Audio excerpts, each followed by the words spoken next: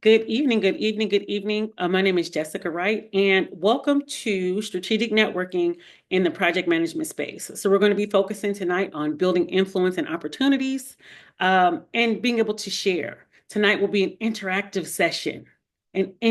session so that you can get your feet wet in regards to connecting with others, that whether that's virtually or in person. Um, I am somehow, I don't know how I got this reputation, but somehow in the professional Black women of Houston space, which is the majority of us that are here tonight, I've gotten a reputation of being a networking person. I just like to make sure that I'm making as many connections as possible. Um, if that means that I'm a networking maven, I'll take that. I'll take that one because that means that what I'm doing is effective. And it makes me excited because it means that um, I am not only opening up opportunities for myself, but for my PBWH sisters, which I love to do, you know. And our group has been in existence about a year, if I'm correct. And we've been doing our thing in regards to organization, in regards to alignment with our goals and the things that we want to see. We've hosted many events where we can network internally, but also we've attended events where we could network externally and be able to connect to the outside world. The point of us connecting overall was to be able to say that we're professional Black women in Houston, although there are more than just Black women on this call, but professional Black women in Houston that understand how to function in certain spaces. So the goal, our objective, again, is the interactive session will equip us in PBWH and externally with practical networking strategies to enhance career opportunities, build influence, and create meaningful professional relationships. We want you to leave here being able to confidently navigate professional spaces, position yourself in leadership, and leverage networking to advance in corporate government and entrepreneurial spaces. And I, again, have some expertise in that space because I work for the federal government. And it's interesting how when you work in those spaces, things can be really demystified. You're thinking that these people are very staunch and very serious. Some of them are teddy bears, some of them are goofballs, but you have to have conversations in order to find those things out. There's a meeting that I run weekly, and it has about 40 people in it each week. And people tell me often that they love how I run the meeting because I am myself in the meeting. I don't walk in stuffy. I don't walk in, ultra serious because we are in 10, 12, 13 meetings sometimes. I cannot, I don't want to feel like I am being tortured in each and every one of those meetings that I attend. So in my meeting, when you show up to my house, we have a good time.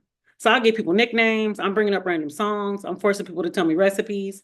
And this is just one way to network, but you leave an impression. That's the whole point of networking is to leave an impression. So I'll say, I'm going to call AJ. I like her spirit. I like her vibe. I like what she brings. Her energy is effervescent. It gives me something extra. I just need to know more about her, right? That's the whole point.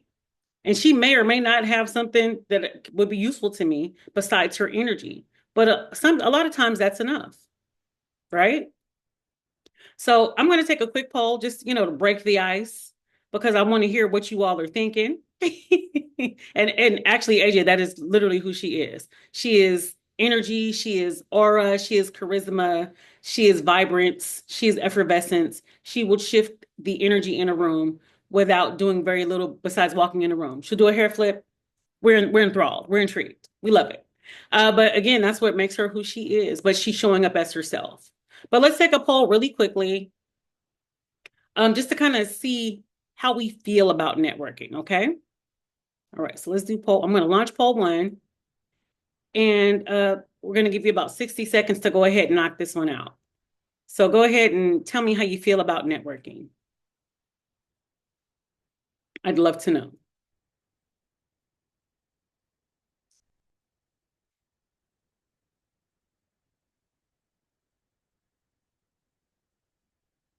Oh my, I see how this is going. I see how this is going. We're about 30 seconds in. All right, we got three more people that need to take the poll. Oh my. I see where this is going. Okay. Okay. All right. I see where we might be running into. Mm-hmm. I see where we're running into issues. I get it. I totally get it. 5 more seconds. All right. So let's go ahead and share the results. So if you can see the poll results, um, yeah. So how do you feel about networking? So our largest or biggest answer is I do it when necessary, but it's not my favorite. And I'd love for you to share in the chat why you only do it when necessary. I understand it not being your favorite. We know that you might be an introvert. You might have had past trauma with large crowds, public speaking, etc. But even on a one-on-one basis, why is it not your favorite? I'd love to know. Just enlighten me, help me to understand so that I'm not making assumptions about why you may or may not love networking. And I got a few people that says, I love it. I thrive in networking spaces. And then I have a couple that just two that said I avoid it whenever possible. So I need to hear these answers in the chat. Let me know what's going on and why do you avoid it when possible? Introverted. Okay, so Gabrielle says I'm introverted and I can overfocus on saying the right things. Okay. Okay, let me hear a couple more answers before we move on. Because we need to be able to address it and see what the issue is before we move forward. We don't want to just glaze over it and not just assume everybody's an introvert. Because believe it or not, although I enjoy networking and thriving in networking spaces, I am an introvert as well. And really, for me, my introversion is based on needing to recharge after a very vibrant um, face-to-face interaction. So I need to be able to go get in my bed, rub my feet together on my heating pad and watch the equalizer to get my energy back up. But once I'm recharged, let's go. Let's do this. Let's move. Uh, AJ says, for me, it's because I feel like I've dominated the space, so I try to minimize when I'm out. Gotcha. Okay. That's a good point, AJ. Erlandi says, I apologize if I didn't say that correctly. I like to network, but then at times I don't like to talk much. Okay. I don't like going out of my house. Okay. Not sure if I'm saying the right thing or feel comfortable with meeting new people. Okay. No, I heard the say the right thing come up a couple times. Kayla says insecurity. Sometimes I feel like I'm only talking to them to get something from them. And sometimes I feel like they are above me. Okay. Dealing with insecurity, inferiorities. I overthink at networking because I don't want it to come off as I'm trying to use someone. Gotcha. We're going to address all this stuff. So dominating a space too much, feeling like you're using someone. And again, let's just address this right here and right now. Using someone when you are in a space where someone probably needs something from you and you probably know more than they do, that's socialization. That's an indoctrination, especially in male dominated spaces. We're indoctrinated to think that way. We are taught to think that way, that we should shrink ourselves, that we should reduce. I fight against it myself, but we are taught to shrink ourselves, to think that someone knows more than we do, that we are not the authority in the room. If you're in a room full of men and they're like, yeah, menstrual cycles, you should be looking at them like they have two heads or that their brain is somehow left them or it's missing now. File a missing person report. Because how could you be an authority on something that you have no true knowledge of, right? Even if you're a woman that doesn't have a menstrual cycle, you still probably know more than this room full of men by default, even if he's a doctor, even if he's an OBGYN. Yeah. Okay, so Nanya says I can be an overthinker and I like observing environments first. Okay, and we got some people that agree. Okay, I can understand all those things. So the point is that, it's an old song from, I think it was the 70s, and it's called Ain't Nothing to It But to Do It. You kind of just have to put yourself in positions where you will be uncomfortable to practice, to put yourself in spaces where you can function and practice and get better at it. So I have an example of this that I just did like 2 weekends ago. 2 weekends ago, right? I went to Atlanta to the Black in HR conference. Do I work in HR? No. Am I Black? Yes. I had a friend who's an HR manager, supervisor, and she was going to the conference. She was like, hey, would you like to accompany me? Because I expressed to her in my spirit of networking that I just wanted to attend conferences. I don't even know if I'm going to go to them. Afrotech, I tried to attend back in November because it was hosted in Houston, but I couldn't go due to family issues. And so I had to take a step back and, devote time to those issues. So I said the next event that I'm even remotely interested in, guess what I'm doing? I'm going. So I flew to Atlanta, stayed in a hotel room, and did not go to the conference. But you know what I did do? I attended the adjacent events. I was not interested because I'm not an HR professional. I was not interested in attending the actual conference because it's information that wasn't fully relevant to me. Yes, I'm sure I could have learned something, but I didn't need that core information. I did not want to spend $300-400 to attend a conference that in a field that I'm not in. However, each night I went to the mixers, which were free. So I already had a hotel room paid. The only thing I did, I think I used points to get my hotel to get my flight. Went, went to the adjacent events, took pictures, had a great time. And guess what I did when I went to these mixers that really had nothing to do with me? I met people. And why do you think I confidently went into those rooms? Can anybody just guess why I went into those rooms confidently? And I haven't said it yet, so I really want you to guess as I take this sip of my energy drink. Why did I confidently go into those rooms? What gave me the audacity, the gumption, the unmitigated gall to show up in Atlanta to an HR conference, to mixers that I was not invited to, and just show up? It's people I probably won't see again. Nothing to lose. Those are all good answers. I need a couple more. Practice makes better. Yes. A couple more answers. I need to, I need y'all thinking with me on this one. I need a couple more answers because I can. That's a good one. And technically, you're all right. Confidence, yes. HR is always hiring, yes, and especially right now. You have information for them to use in their business and your personal life, and that's what it is, Patty. Yes. When I walk into a room, when I have a conversation, when I hop in somebody's DM, I know that I have something that everybody needs. I'm a grant writer, but even if I wasn't a grant writer, I'm smart, right? I'm intelligent. I'm industrious. I know how to connect certain dots for people. I'm a project manager. Hello. I'm a program and management analyst for the federal government. I have stacked up my deck so well in regards to confidence that I blindly feel that I can walk into almost any room, even if I feel a little something in my belly, just like, girl, slow down, take a couple more, deliberate steps. I still feel like I can walk into any room and have a conversation with someone and connect about something. Yeah. And guess what I did? Basically, the first night I was with my friend, we took pictures, and the photographers were just like, "Hey, can we take your picture?" We're like, "Absolutely."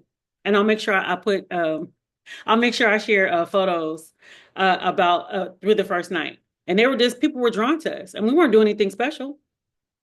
I wore these glass frames, make sure I looked presentable, but I showed up and I just was myself. And the photographers just kept taking pictures. I have like maybe 50 pictures in my phone. Then I have pictures, I think that they posted somewhere on their social media of us in the space because we made a decision. We're going in, and she's a bit more shy, more introverted. And so she's like, Jess, I'm gonna let you lead. And all we did was we ate a little bit, ate some wings, had conversations with a couple folks, decided that we were going to take pictures, and our energy pulled people in, and we were the stars of the show. And it wasn't because we were doing handstands or, the latest dance moves, which I would never know because I'm not a dancer like that. It was none of those things. People complimented me on my glasses. They complimented me on my smile. They complimented me on my outfit. And they assumed I was someone's HR manager. I am not, have never been. It just was how I walked in the room. And I haven't always been at this place, but I had to make a decision about myself. I had to make bold moves in other areas of my life and make a choice, make a decision. So my challenge for you tonight, we're putting it out here early, that you need to make a decision about yourself and who you are and how you show up. So really quickly, in the chat, imagine that you are at your best, the fittest you're ever going to be in your body, the best, body composition, making the most money, etc. So give yourself a title in the chat and just say, I am X, Y, and Z. So for me, I'm a director of philanthropy for a billionaire roundtable. So that's who I am. So I walk in and carry that confidence because people have already sold billions into me to be able to give philanthropically throughout the world. So I function as such. So if you could think it, and don't overthink it. If it's just, I'm just a or not just but I'm an HR manager. I'm a um, philanthropist for building wells in my home country. Whatever it is, I want you to put that in the chat really quickly because we got to practice this. This has to be a real thing that you're already doing. You already have to think of yourself that way. I know that when I walk into a room, somebody's going to need what I have. Somebody probably in this chat needs what I have, right? So I conduct myself as such. And that starts at home. It didn't start when I walked in the door and I'm like, all right, now it's time to put on my glasses and show them who I am. It's not like a Superman Clark Kent type thing. I had to do it in Texas, then go to Atlanta and do it. Or I had to do it 7 years ago when I moved from California to Georgia, then to Texas. That all happened. So let me see in the chat. Give yourself a title. So I'm going to put mine in there to start it off. I'm a director of global philanthropy for a billionaire roundtable. So let me see yours.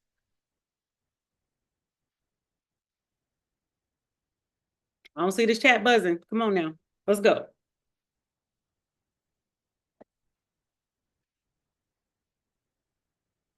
And while you're doing that, let's move on. So, why your network determines your net worth. Now, this is something, make something up. This is so I'm an MBA, PMP, and a senior IT cloud manager. Those are a lot of letters, but I love it. Thank you, Letitia. I'm a tenured PM in the HR tech vertical. Yes, love it. Okay, Hannah. Yes. And again, talk big. Talk big. Talk big. Kayla, I want to see something. Give me a title. Your wildest dream. If you say I am Beyonce, I'm gonna believe you. Okay. Hey Beyonce, Giselle Knowles Carter. Hello. Nice to meet you. I'm Jessica. Because Beyonce needs something from me too. Girl, please. Chief Engagement Officer of Qualitative Event Curated and Geared for Black Women. Yes, we love it. We love everything about that, AJ. So when we're talking about why your network determines your net worth, you have to think about what the impact does. So impact of expanding your circle is diverse perspectives, new opportunities, higher visibility. How will we know who you are if you are in your house? And if you're in your house, are you reaching out while you're in your house? I'm a well-credentialed bad bleep chocolate program manager. All right. We love it. Again, I love the audaciousness. Talk big. And it's not enough y'all in this chat. Talk big. I love it. That's how we're supposed to talk about ourselves. The biggest, most bodacious, most grand thing we could think of. And again, when we walk in the room, we walk in the room and we've already brought the stock up because we showed up, right? And then you walk in with other powerhouses, and maybe they're not even the smartest, but maybe they got the money. Or maybe they're not the wealthiest, but they have the most resources. Everybody has something to offer. And it's up to you to walk in like you have something to offer too. Again, a lot of people are in the initial discussion, we're talking about, oh shoot, I don't know what to say, or I'm gonna overthink it, or I'm gonna assess the room. And I understand scoping out the scene. There's nothing wrong with that. But also scope out you first before you walk in that room. What are you bringing? I know that that's a very triggering statement currently. What do you bring to the table? But in this situation, you should be thinking about, hey, I'm not where I want to be, but this is where I'm going. And even if it's going to take 2 years to get there or 5, some of us have been in this game for a minute, but we always knew that we were going to be where we are. So again, when you walk into a room, you're expanding your circle. You function in intention. So before I left Houston, I said, I'm going to Atlanta to meet people.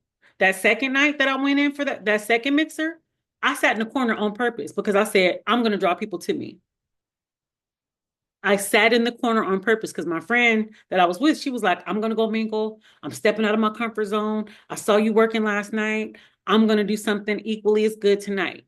Right. So she went and mingled intentionally with people that she had met because she went to the conference because she's an HR manager. She went to the conference and she went and talked to people, some of the panel members that were discussing, their wealth, their influence, how they're connected, etc. So I was like, girl, go rock out. I'm gonna be over here. And I said, people are gonna come find me. Guess what happened? People came and found me. People came in. I was sitting in a corner. The room was dark. I was on my phone, minding my black business. And this gentleman came up and he was talking to me, telling me stuff, showing me. I mean, just start for no reason. He was talking to me. And he wasn't like trying to like flirt or anything. He just was like, "Hey, how you enjoying everything?" Blah blah blah, asking me questions. He was like, "Here's a picture of me with so and so. Here's a picture of me with this person. These are people that I've met. These are the highs and lows." He's giving me a full play by play of his company that he works for. He might have liked me. I was looking cute. I'm not gonna lie. It was a whole situation. But even if he was, that was not why I was there.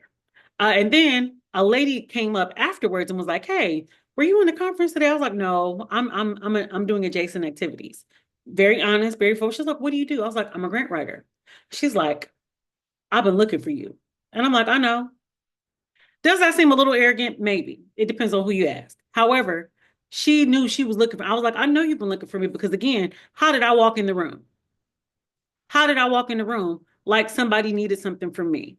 She handed me her card. Turns out she was one of the main panel members that was talking about the tremendous amount of wealth that she's experienced working as a HR executive, how she helps and assists with certain HR managers and HR staff to do certain things and how to make certain pathways and make sure that people have what they need. And she was like, "I've been looking for you." And I said, "I know." Because I did know. I was like, all I got to do is show up. And again, it's audaciousness, it's delulu, it's all the things that we say about thinking more of where we are than what we are currently doing. You have to push past, "I'm doing X, Y, and Z." I currently live in an apartment, but guess what? I also up here have 10 acres of land, have built a family compound. We homestead. I'm a refuge for my family. I'm a generational curse breaker. All those things still encompass who I am. It don't matter that I live in an apartment. My apartment is cute. Look at my white couch. That means I ain't got no little kids or pets. Look at my white couch. It's fantastic. And it's again, it seems really audacious. You're like, "Girl, you're ridiculous." Absolutely. But that ridiculousness opens doors. If you're with me, put a light bulb in the comments for me, please. If you're on your phones, or you can put a one, a light bulb or a one. Please let me know that you're connected. So leveraging identity and presence in professional spaces. Listen, it's about confidence building. So again, I seem really confident, but I had to work up to this place. There were many years that I was like, "I don't deserve to be in these rooms." Yes, I do. Working in the federal government will show you how mediocre other people are. And you're like, "You guys went to Dartmouth, you went to Harvard." And they'll be like, "Yes, what do you think?" I think that that is below my pay, that is above my pay grade. I'm going to do whatever you ask me to do. And they'll be over there clueless. I have the plan, I have the strategy, but that's none of my business. I don't get paid, $500,000 to be mediocre like you. I get paid what I get paid. So it taught me lessons because I'm like, okay, I'm in these new spaces. Nobody is that no nobody's that amazing. I'm just telling you. No one. No one. Not the people that I've been running into. So confidence building. So especially when you're navigating spaces where we are underrepresented, show up, contribute. Don't just completely shut people. Now I'm not when I say y'all it's above my pay grade, I'm saying it in a way where I'm not gonna map out everything, do everything for you, but show that you're smart. Show that you belong there. Contribute, but stay reserved. Because again, in male dominated spaces, in spaces where you are the minority in some way, whether you're female, whether you're a black woman, if you're whether you're disabled, whether you're LGBTQ plus, all of those things could count against you. So people will discount your ideas. So you contribute, you share. Of course, you don't give everything away, but let them know that you're valuable. And again, walk in like you belong there. And again, I'm saying this and it sounds weird and I'm a broken record, blah, blah, blah. It's the truth though. If I was saying something that was untrue, then I'd stop saying it. But I know I'm telling the truth. Um, so virtual stuff. We talked about in person because like I said, 2 weekends ago, I flew out myself. I got flued out, but it was me that flew me out. Went to Atlanta, did the thing, adjacent things, and I had to go take care of some stuff for my daughter because she went to school in Atlanta. I was doing that during my daytime. Then I went to events at night. So I was still handling business and doing things. And I was, it was cool. But I also do virtual networking. So I want to say Q1 of last year, I made a decision that I was going to get on my grind. I was going to get on my Zoom in on LinkedIn. On Facebook, normally that's people that you already know. Instagram, maybe people you have know, you don't know, etc. And I was like, I need to expand my network in the business space, right? In the space, these are people that I know are professionals. These are people that are not, that's not my sister's baby cousins, ex-boyfriend's mama's sister's baby daddy, right? I needed to be able to expand in these other spaces. So other grant writers, other philanthropists, other people that do nothing that I do. Because again, I know they need me. Who doesn't need a grant writer? I know they need me. Even other grant writers need me, right? So I functioned as that. So I was like, and also, this is something, if you're in my grant writing 101 class, I talk about that. We don't have competition. We only have contemporaries. So I'm not intimidated if you're a grant writer too. So what? You don't have my range of experience. You don't have my set of experiences in regards to the money that I've won, the wins, the losses that teach you. Because when you don't win, you get an opportunity to learn, right? So I went through, and so every day I would go through and I would add myself and connect with maybe 5 people a day. And following that connection on LinkedIn, I would send them a blurb that said, hey, I'm intentional about my connections. So I want to make sure that we actually become a part of each other's network for real. Here's my Calendly link. Let's set up a discovery call. And it was a 10-minute call. I'm looking forward to speaking with you. To my surprise, about 70% of the people actually took me up on my offer to meet. So I was doing 3 or 4 meetings every single day because I made a decision to network. I made a choice. I functioned in intention, and then I got to experience the impact almost immediately. And through that, I got contracts, jobs, etc. But I had to put myself out there. And there were a couple of days I didn't feel like it fully. If I'm being honest, I had a rough day at my job. And because I was taking these 10 to 15-minute meetings on my lunch breaks before I started work, after I gotten off work, in between teaching classes, etc. But it's 10 minutes. Is that going to kill me? No. When they're back to back, it was a little much. However, I'm like, this is going to be worth it. And I had a goal in mind. I'm like, I want to be able to hit at least 100 meetings, right? I hit that 100 meetings in Q1. Again, and the result was expansion of my network, jobs and opportunities, additional contracts. I'm on people's radar now. I've gotten referrals from that, but just because I put myself out there. And it wasn't anything crazy. I'm just like, hey, because I hear a lot of you mention, well, I don't want people to think I want something from them. I assume that they want something from me. And I'm like, and what I would say in the meeting is, I'm intentional about connecting with you. Let me know how I can support you. Now, I'm not going to give you, $10,000 worth of free services or anything like that. But maybe if you have a question, hit me up. If I can answer it quickly, I will. Or I can refer you to to be able to go and book a consultation if you need me that much, which is also allowed. Because again, it's networking. And again, they're going towards the goal. They need something, but they hit me up consistently. These are people that I know now. A lot of that was born. So a result of that was even opportunities for us. AJ can attest to this. I believe Gabby came with us as well. Star came with us. So initially in September, so I jumped into this gentleman's DM and said, hey, I feel like we should be connected. Gave my little spiel and said, let's meet. When we did that, he said, hey, well, I actually have a couple events coming up. You should join. Myself, Star, and I believe Renee, we went to a ladies who lunch event in September. Then a couple weeks later, we several of us went to this day of activity and like health screenings with the African American Male Wellness Agency. And that was the initial function, the initial connection, the initial intention was just to make connections, and it turned into 2 invitations and a couple contract opportunities. And that was for me hopping in people's DMs, but with intention. I wasn't just saying, hey, you're cute. I like your beard. No, that's not what we on. We listen, that's not, nope. Especially on LinkedIn. Don't do it, y'all. But it was, I'm functioning in intention. If you have something going on, invite us. I was like, I got a group of 70 ladies that would love to be connected to what you have to do. And so that's how it started, and that's how we turned that into a couple of things. And AJ can attest, Gabby can attest. That was a great event. They had standing yoga, they had multiple health trainings, they had mental health trainings, for the brain, the health, the heart, the mindset. Then they had things to be able to check your heart, to check your veins. There was stuff for the youth. They had financial health seminars that were going on, and that was based on us showing up. But again, I got in people's DMs and I said, "Hey, we should be connected. I know I have something that you need." All right, so let's do another poll. Let's do another quiz real quick, and we're speeding through time, so I want to make sure because I'll get the yap in and I'll forget. So let's do another one. Go ahead, launch this poll. Got 60 seconds. What networking format do you prefer?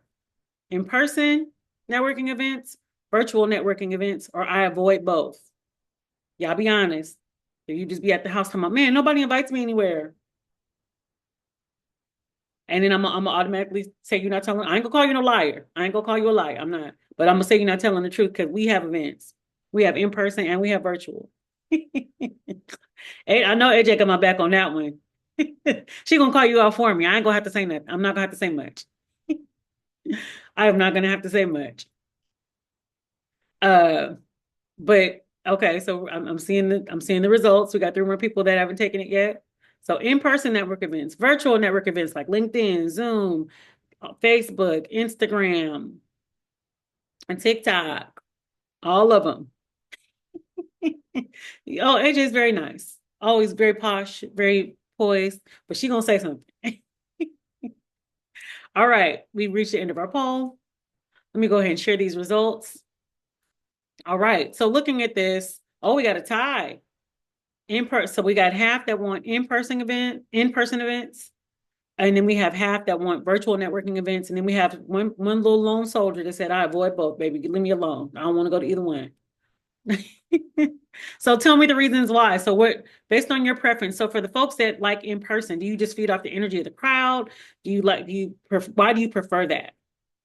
I have my ideas why, but I'd love to hear from you why. And if you prefer virtual, is it because you're scared? You don't really want to touch people. Do people stink? No, sometimes they do, and I can't lie. Make sure you take hand sanitizer if you're shaking hands. That's the pro tip. I can't I go home can with no viruses in my nostrils. I can Okay, Gabby um says I in can person explain. because I don't have time to overthink or procrastinate my thoughts. I have to just speak. Okay, it's easier to get a read on someone in person. Okay, okay, I can see all those. I can see all those. You're kind of gauging and scoping the scene. Body language. Okay, that makes sense too. Yes, you have to. You have to do both. I don't know.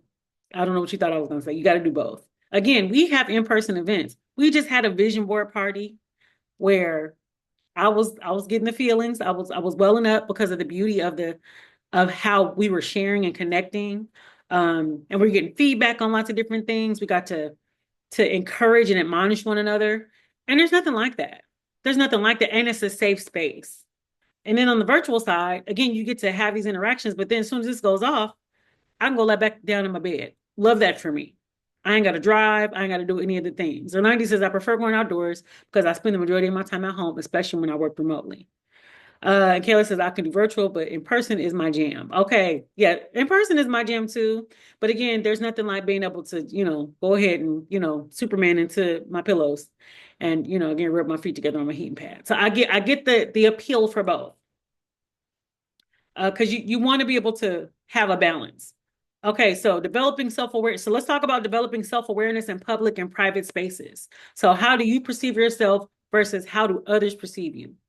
So when I walk into a room, again, I'm walking in, I'm, you know, focused eyes. I'm going to get the people. It's going to be amazing. I'm going to do the things. I'm going to have the conversations. I'm going to draw people to me with my energy, blah, blah, blah. But I still have confidence in the work that I've done, what I know how to do. A lot of people at the beginning of the meeting expressed fear about being perceived incorrectly or not feeling as confident in what they know that they are. So even if this is an HR meeting, right? Even if you're not the expert on HR, what are you an expert on? Because a lot of times we're in male dominated spaces where they're not going to let you get a word in edgewise for certain things anyway, because they want to be the boss, the authority. So what other things about you can you be an authority on? Sometimes it's not about you dominating, talking about formulas and analytics and metrics and things like that. Sometimes it's about you being you. Did you see that Super Bowl halftime show? Huh? Did you catch it? Did you did you see, my dog Fluffy is the cutest thing. You want to see a picture?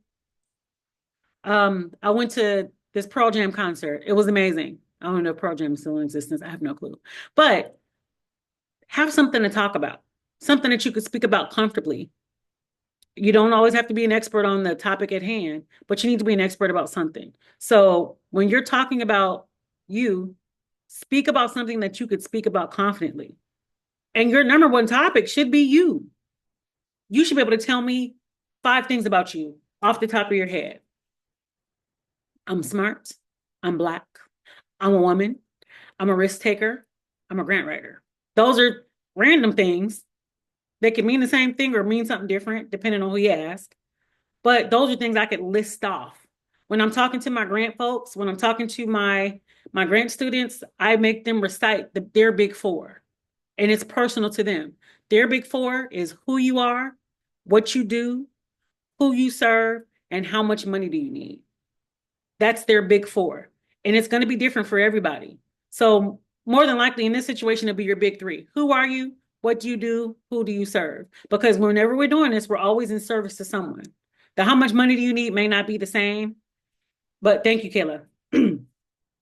So the number four may not be, so you may have a big three for networking, but who am I? What do I do? Who do I serve? If you can construct those things into a conversation, you will always have something to speak about. Does that make sense? Put a one or a light bulb in the comments. Let me know that this is making sense. We're tracking. We're moving through. We're moving through. We're moving through. Because I don't want to keep you here all night because where am I going next? The bed. That's right, guys. You heard it here. So here's a foolproof plan for networking actions for introverts with micro steps to broaden your circle. I'm gonna say that again because I know that was a little choppy. That need a little work, and I'm okay with that. All right, so a foolproof networking action plan for introverts to micro steps to broaden your circle. Why did I write that like that? That is so interesting. Anyway, okay. So the first one is set small achievable goals. So if you go to and this is for our virtual baddies, right? So you go into a situation where it's virtual. So maybe you use my method for the LinkedIn connections, right? Or you join a meeting like this, where it's going to be women from all different backgrounds, different areas, etc. You make a decision to do one thing. So your one thing for this session, if this were your time to do it, right, to set your small achievable goal, would be to have one meaningful conversation per event. So Kayla decides she's going to talk to AJ and make a connection. They're going to meet, they're going to connect, and they're going to take this conversation offline to make sure that they have a meaningful connection. Right. Exactly. So she did it already.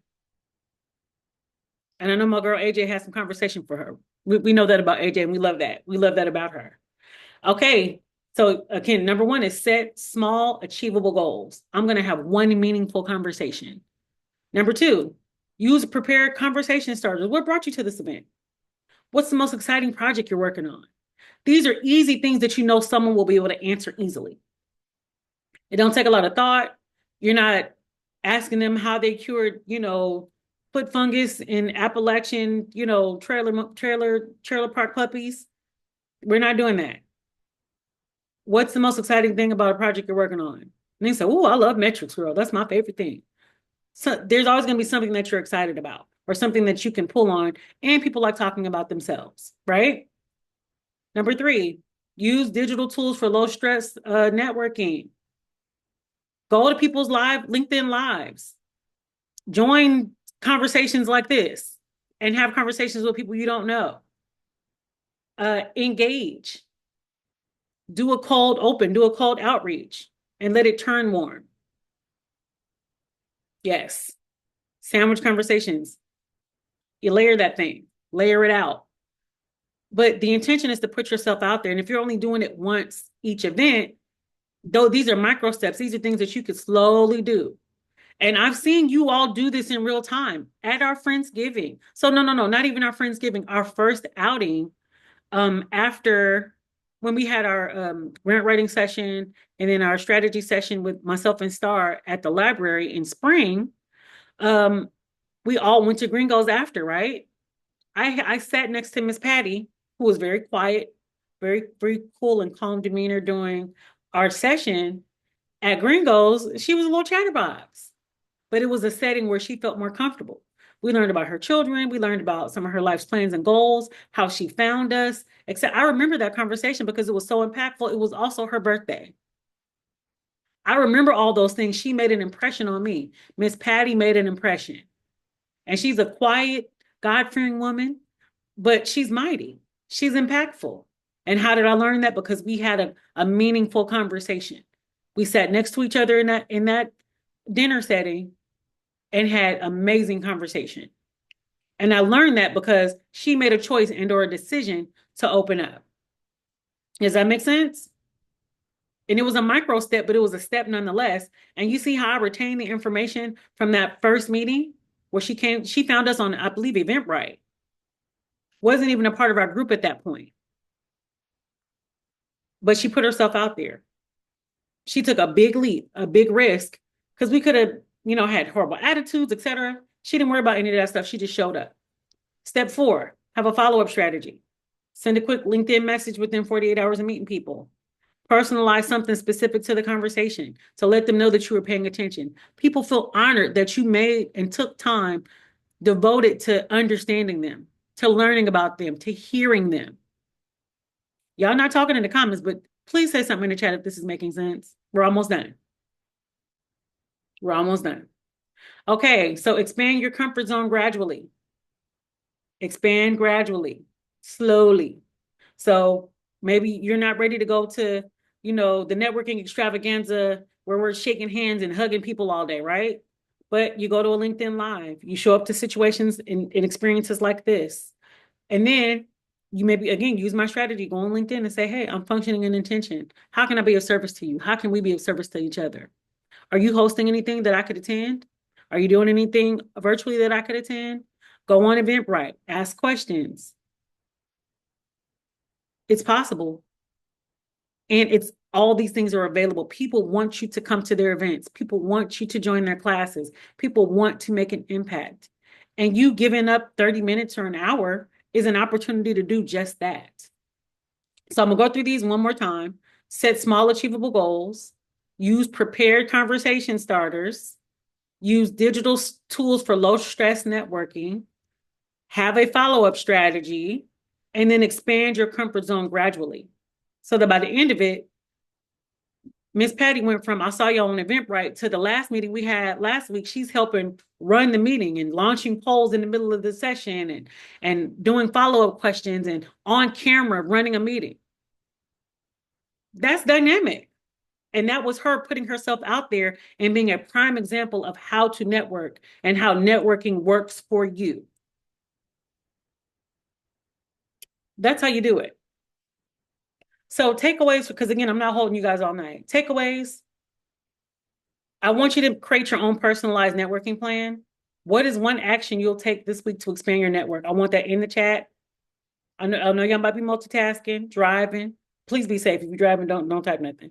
But if you're multitasking, that's okay. But at least 5 of you put in the chat one action you're going to take this week to expand your network. I want to see it in the chat. I'm gonna give you some Jeopardy music. Do do do do do do do do do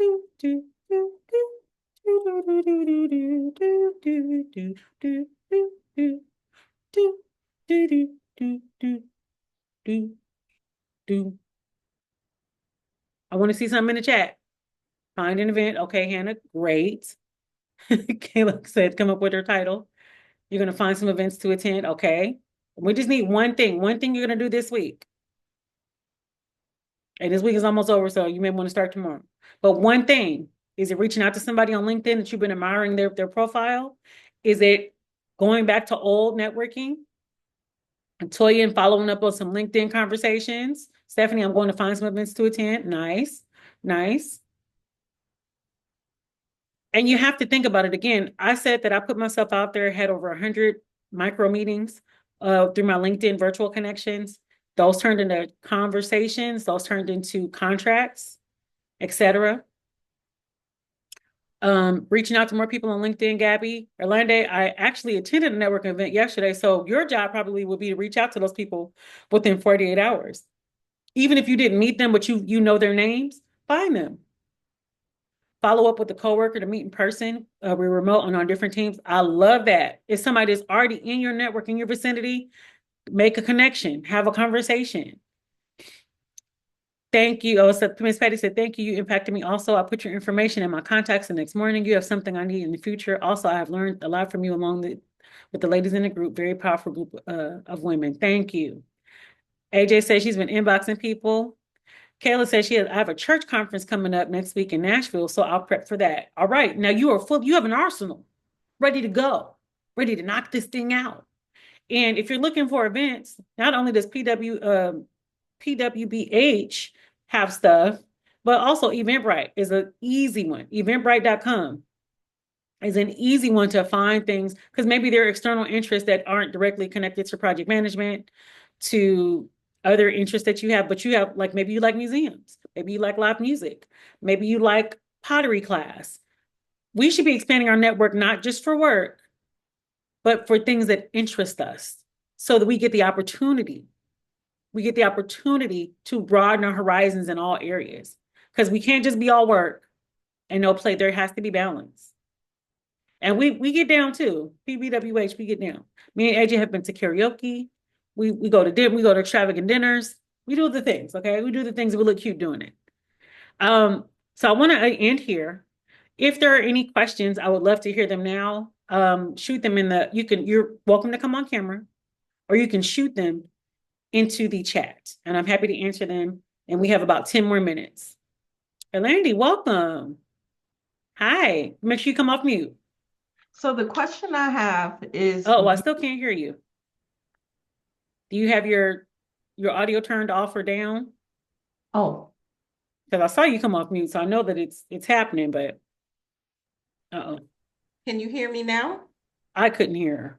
That is weird. Did I turn down my volume? Hold on one second. It might be me. Keep talking. Hello, hello. There we go. I hear you. It was me. It was me. I apologize. Okay. Back on So camera. Come on back. Come on back. I thought it was back on. And it might Okay. just be my Zoom acting up. That is always definitely possible. But either way, you can go forward. You don't have to if you can't come back on, it's okay. Okay, so the question that I had is you said that you reached out to several people on LinkedIn Mm-hmm. and you set up coffee chats. So how did you go about choosing the people that you wanted to have a coffee chat with, considering there's a lot of people on LinkedIn?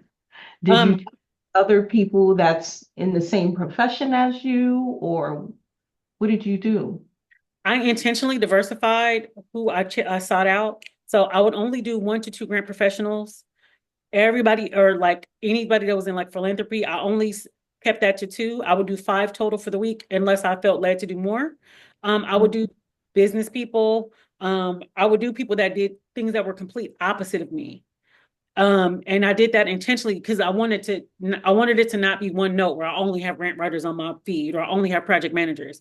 So I'm talking to sanitation workers, I'm talking to dentists, everything. I spoke to everybody because again, I know that they need something from me, and then there might be an opportunity for me to need something from them. So I intentionally was random, if that makes sense.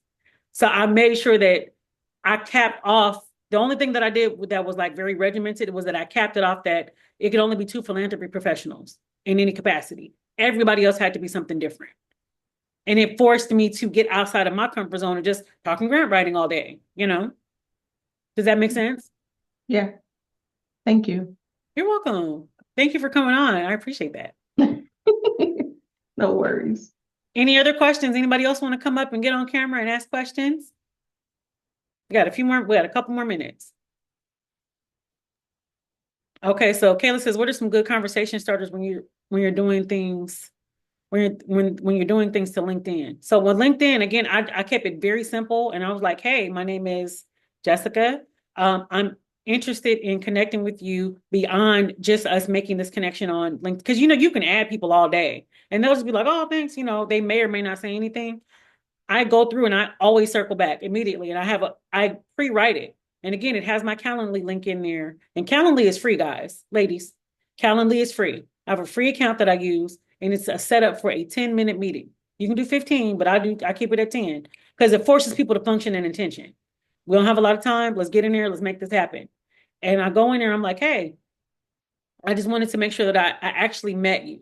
I don't even always go on camera. I just put my picture up. It's a nice picture. I'm like, I just wanted to make sure you knew who I was. Put a voice with the name in my picture. I want you to know that I'm here. Let me know how I can support you. And I mean it. I'm serious. And if we don't have anything to connect on, let's circle back in 90 days and see if we still need to make a connection. And then some people didn't circle back in 90 days, but they circle back in 9 months. And they actually were calling for a business referral, which I love. We love a good contract. Those pay. Any other questions? I have one. Yes. Do you have to have what they call an elevator speech when you go into network? Do you have to have one prepared, or how long should it be? Or, You should give yourself 15 to 30 seconds. Yes, you should have an elevator speech. And so remember, I mentioned the big four for my grant clients or my grant students. You should have a big three. Who are you? What do you do? Who do you serve? Now, my other people, they ask how much money you need, but because we talk about grant writing. But who are you? What do you do? Who do you serve? And service could mean you serve your clients if you're an entrepreneur, or service can mean if you're a social worker, you serve your clients again. What work do you do? What field are you in? Who are you? You're Patty. You're Miss Patty. What do you do? You work in finance. Who do you serve? This is my clientele, or this is the audience, or this is the demographic that I've been serving for the past however many years. So you're not making up something. You're just kind of saying, hey, I've been in finance for 15 years. It's something that I really enjoy. But I don't want to talk about that. Let's talk about kayaking, whatever. And you made me the point of contact there, but switch up the conversation intentionally, but give your big three. Who are you? What do you do? Who do you serve? You're always going to have something to talk about when you do that. And you can practice. Practice on your dog. Practice on your kids. thank you. Practice though. Put it out there so that you can get used to saying it and then it'll just roll off your tongue. That makes sense? I have a Yes. question. I know Yeah. you may have mentioned it earlier, but how long did it take you to get so confident for you to be able to talk so freely? Oh, years, lots of struggle. And then making a decision about myself. I had to just decide that this is who I am. But I'll say this. I'll give a very quick story because we're almost at time. In 2017, I was in a very horrible place. I was 200 pounds heavier than I was. I was very much living in the midst of severe poverty in a lot of different ways. I was working multiple jobs and still not making ends meet, having to borrow rent money every single month. I prayed about it, made a decision, made a big leap to move to Georgia from California, and still was experiencing struggle and things like that. But the courage to take a risk on myself, because I felt like I was dying, not only physically, like I was physically unwell, I was also dying mentally, emotionally, spiritually. Like I was a dead woman walking. And so I said, if I'm gonna do it, let's do it. Let's go. So that meant taking a big leap, moving with the 14-year-old. It was just us. Losing my place the day before I moved out of state. The lady called and said, you ain't got it. I'm sorry. I thought I gave it to you, but I couldn't. And gave me my money back. And it wasn't that much money. I was like, oh my gosh. It was a lot of things that were stacked up against me. But I was like, if I'm going to take risks, if I'm going to bet on somebody, I'm betting on Jessica. And I'm like, I just got to trust God. If I'm not going to make it, what are they going to do? Shut down California and say I can't come back? And that's how I had to function. And so through situations, through lots of trials and tribulations, I had to make a decision. I had to constantly choose myself, put myself in the forefront, be extremely selfish about decisions that I made about me. And the whole point of it, me moving out of state, was to separate myself from bad habits. Sometimes that's not always an option. So, because there were certain things in Georgia that were still, I realized that it wasn't other people, it was me. And so again, it was me choosing myself, elevating my needs and wants and desires and who I said I wanted to be in front of everything else. So that's people pleasing, being afraid of looking silly, being embarrassed before anything has even happened, which is a big one. Our own embarrassment will keep us from a lot. And it's like, ain't that even happened yet, girl? Why are we concerned about something that has not happened? You're like, well, I don't want to look stupid. Sometimes you just will. And sometimes you're only looking stupid to yourself, and people won't share what they see in you, because they'll be like, oh wow, look at her, she's doing so much. And you're thinking they are judging me. They think I look stupid. Is my shirt, is my blouse open? Why are they staring at me? And they're probably staring at you out of admiration. But you're concerned because you're like, they just staring at me. You have no idea why people are looking at you. When I went to that Black in HR conference and those adjacent events, people were staring at me, and I'm like, I don't know, maybe they like my hair. I don't know, girl. I just assume it's something good. They were coming up to me because they like my glasses. I got stopped by men, women. They were like, your glasses are so beautiful. You look good in those glasses. And I'm like, thank you. And I wear them because I like them. I have like a million pairs. I have an issue at this point. I have many. This isn't even all of them. These are just the ones that are sitting on my desk. I like glasses, and these are all prescription because I cannot see. The list, my agenda that I'm looking at is very large. It's at 125% because I cannot see. But I'm a glasses girl. I like your frames too, Elaine. Those are cute. But I'm a glasses girl, so I wear glasses because I enjoy them.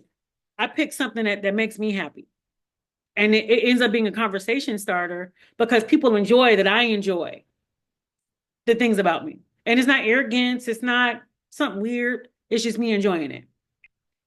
And that's how I normally start those things. But again, if I think about who I was 7 years ago, and I've been out of California 7 years. And then even when I left Georgia, I knew I had an expiration date there. I didn't try to overstay my welcome in a place that I had outgrown. Sometimes we stay in jobs, relationships, clothing, diet plans. We've outgrown it, baby. It's time to release it, all of it, to move to a different place. And so me choosing myself and making me the top priority in times when we've been taught to shrink ourselves, to overthink, and to talk ourselves out of doing things that are very selfish, and not even selfish in a bad way, just putting myself first. Me prioritizing my health was because I wanted to live to be able to see God's promises in my life. It had nothing to do with trying to be snatched and things like that. It was about me living a life that where I could get to live out all the ideas that God put inside my head. I was like, I feel like I'm going to be being disobedient spiritually, if I don't at least try and really put myself out there. And every time I take a big leap from myself, God meets me at that same decision. And, thank you for letting me share. Thank you for letting me be transparent. And we want to close out. So any more questions before we close out? Any more questions? Now's the time. So again, make sure that you are betting on yourself. You're setting up micro steps to set yourself up for success. Getting on LinkedIn, asking questions, going on Eventbrite, choosing things that interest you, not just about work, but just other people that might have mutual interests the same as you. Hopefully you got something fruitful from this. It's coming. I've been claiming a TED Talk for many years. I'm just waiting for it to manifest. It's coming. It's definitely, my TED Talk is coming. I can't wait. I already have my title. I'm serious. I already have my title and everything. So when you see me up there, be like, she said it, because it's definitely coming. So I hopefully you got something fruitful from this. I'm excited about what's coming. I'll make sure that I share this recording on my YouTube channel. Kayla has shared my information already, but I'll make sure I share it in the WhatsApp chat. And we will see you all soon. Thank you so much, ladies.